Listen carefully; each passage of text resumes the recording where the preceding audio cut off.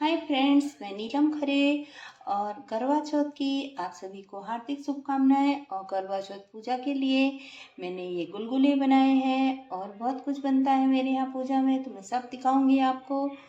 तो आज मैं इसकी रेसिपी आप लोग के साथ शेयर कर रही हूँ। तो देखिए मैं इनको इस तरह से बनाती हूँ।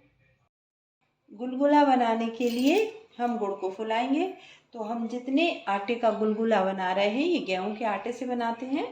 तो जैसे हम 2 कटोरी आटा का बना रहे हैं तो उसके लिए हम 1 कटोरी गुड़ ले लेंगे। तो हम 2 कटोरी का बना रहे हैं, और अगर यदि आप ज़्यादा बनाते हैं तो उस हिसाब से जितना गुड़ है उससे डबल आटा लेना है। तो ये 1 कटोरी मैंने गुड़ लिया है और इसमें मैं 2 कटोरी पानी डालकर और इसको रख देंगे। अभी हम 1.5 कटोरी डाल देते हैं, जैसे कम लगेगा तो वैसे फिर हम और डाल देंगे इसमें। तो ये फूलने के लिए हम इसको रख दे रहे हैं गुड़ को।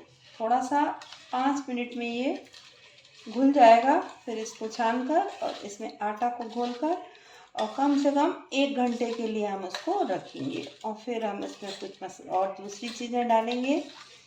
तो फिर देखिए आप आगे कैसे बनाती हूँ मैं। तो इस तरह से ये गुड़ अच्छे से घुल गया है पानी में। तो इसको अब हम छानेंगे इस बर्तन में और फिर हम इसमें आटा डालेंगे। तो इस तरह से एक बर्तन में छन्नी रख ली हमने और इसके बाद में इस पानी को अच्छे से छान लेंगे।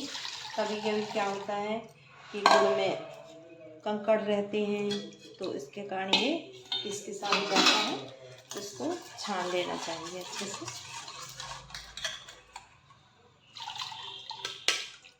इस तरह से मैंने इसको छान कर अलग कर दिया है। अब इसके बाद में हम इसमें आटा डालेंगे।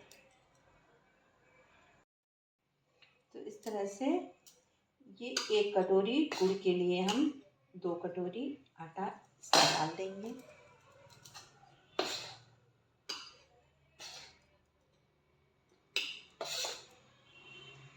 इस तरह से अच्छे से दबा कर दे लेना है, क्योंकि ये गुलगुले का जो बैटर होता है एकदम पतला नहीं होता है, ये सही होना चाहिए।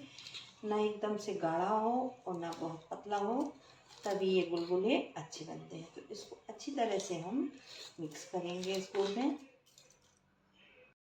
तो इस तरह से ये घुलने पर थोड़ा सा गाढ़ा है। मैंने 2 कटोरी आटा के लिए ये 1.5 कटोरी पानी था इसमें 1 कटोरी गुड़ में। तो अब मैं आधा कटोरी और इसमें पानी डाल दूँगी, तो ये परफेक्ट हो जाएगा।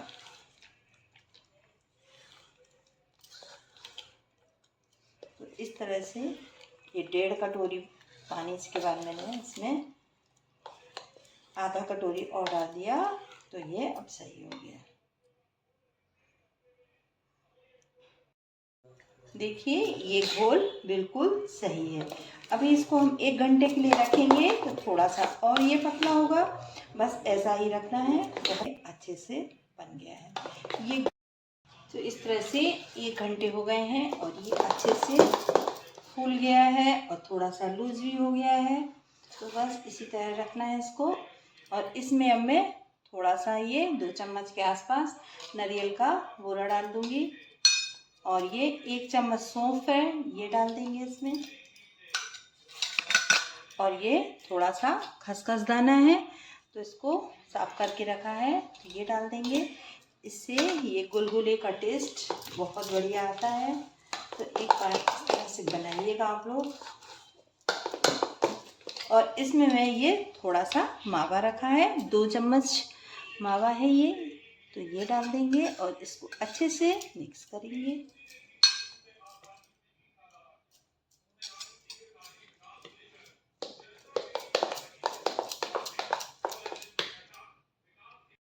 मावा डालने के बाद इसको हाथ से थोड़ा सा देर फेंटेंगे हम इस तरह से, इससे मावे की गुठलियाँ नहीं रह जाएं इसमें और ये एकदम से सॉफ्ट हो जाएगा।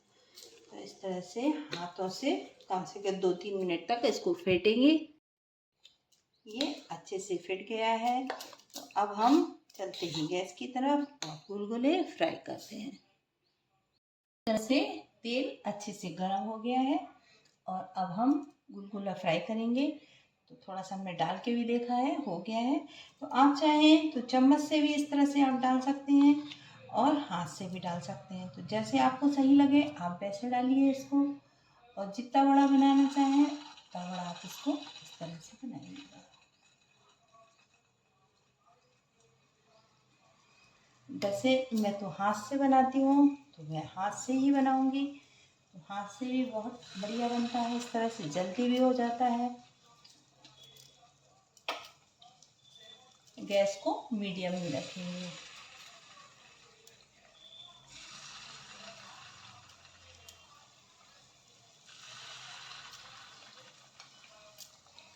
इस तरह से सारे गुलगुले हम डाल देंगे।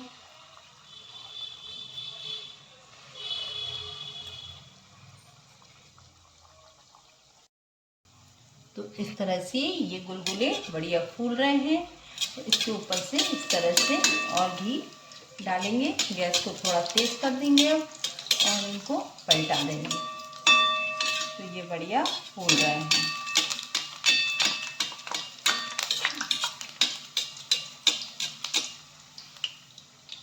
ये एकदम से सॉफ्ट बनेंगे।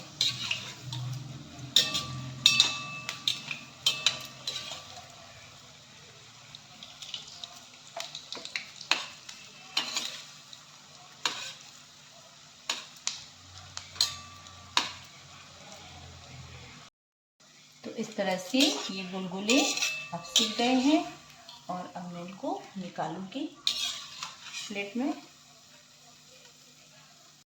तो इस तरह से ये एकदम से सॉफ्ट गुलगुले बनकर तैयार हो गए हैं। अंदर से इनमें बिल्कुल जाली है, इस तरह से देखिए। तो ये एकदम सॉफ्ट बने हैं। तो इस तरह से आप लोग भी बनाइएगा।